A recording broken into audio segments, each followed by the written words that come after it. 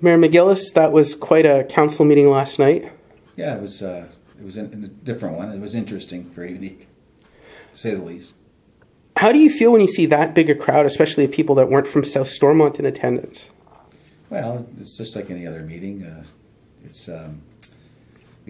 business as usual. No different to me.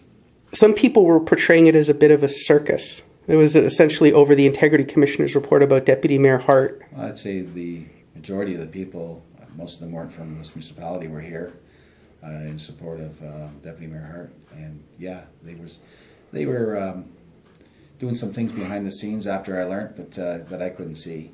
But yeah, there was some things going on that I would have stopped if I had known. Were you disappointed that the Deputy Mayor didn't actually apologize? She said she wanted to move forward, but she didn't really take account for what she had done. Yeah, that's correct. You know, at the end of her statement, when she read her letter, or this from this other individual that sent the letter to the municipality, stating that she said that she'll continue what she's doing. And I think that's, to me, tells me that she hasn't learned yet.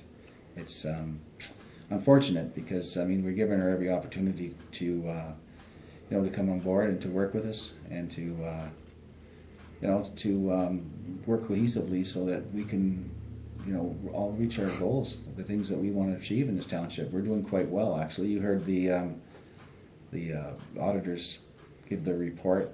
Their accolades were great. I mean, the review was great. We're at the operating, I have it here, reserved for operating expenditure. We're at a 61.4%. That is under, like, for a population of this municipality, that is almost unheard of. And he was extremely impressed. The auditor was Ross Markle was extremely impressed by that. So I was really happy to hear that report. And it's funny that you know, they're telling us we're in a great financial position, especially all the achievements we made in the last few years. And this is like a 5-year report regarding this percentage-wise. And you look at other municipalities, anybody in between 25 and 50% in that position is doing well. And you guys are 61. 61.4%. So we're in really, really good shape here. A great position. When you hear Deputy Mayor Hart cast aspersions that it's always 4 against 1, how does that make you feel? I mean, is that the case? Well, if there's only one that's not following the rules, it's not 4 against 1. It's 4 people that are trying to get the person on track, which is, again, we know what we were talking about. This is not the first time. We all know that. I mean, this is the 3rd time that the Integrity Commissioner done an investigation, and yeah, it comes out with the same thing. I mean, she's guilty of not following the code of conduct and the procedural bylaws, and you can't. It's hard to run a corporation when you have one that's not working and it's working against and always throwing a wrench into the projects and plans that we have for the municipality. I can't see the advantage in that. I asked a tough question of a couple councillors last night, which is the Municipal Act in Ontario really doesn't have a lot of remedies for situations like this. But if there were a remedy where you as head of council and council could ask the deputy mayor to resign, would you? You know, I always like to take the high road. If she would, I certainly would accept it. I mean, as a CEO of the corporation, I mean, we're in a position because it's not a private sector, it's a municipality, it's a public sector. You can't. It's an elected. Deputy Mayor Hart's an elected official.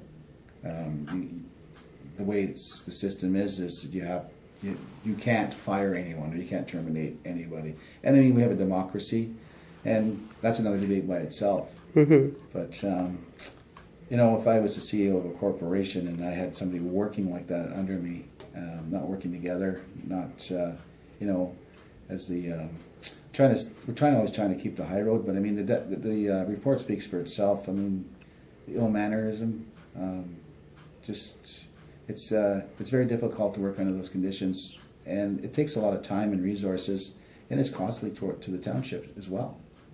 Do you think that the circus that's entailed with this whole Deputy Mayor Hart incident after incident has hurt growth or development in South Stormont? No.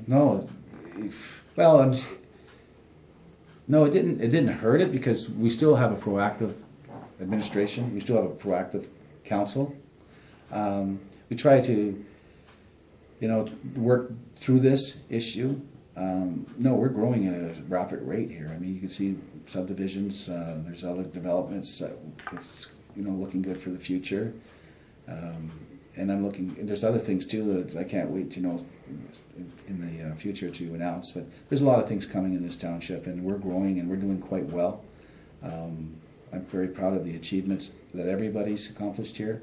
But it's a continual thing with Deputy Mayor Hart, and I'm just hoping that for the rest of the term, I mean, we only have till October 27th, that she'll work with us. And not, again, I mean, I always encourage everyone on council and on staff too, if they have an idea or something there they disagree with what we're doing, by all means, feel free to state or voice your opinions, but not go out to the public and misrepresent, as the Integrity Commissioner said, misrepresent what council's doing. It's not, you can't go out and, well, I guess in some people's views they can, but you're supposed to, after a vote is taken at the council level, at the end of the day, we're supposed to work together. I mean, that's the only way it's going to work. But you can't have one going out and, like, we had a petition come forward because of the misleading information that Deputy Mayor Hart went out and talked to the public about this this newsletter of South Stormont News. Newspaper too. Yeah, it's electronic. It's your paper. Mm-hmm. And nothing of the truth. And they wondered why we didn't accept it. Her supporters wondered why we didn't accept it.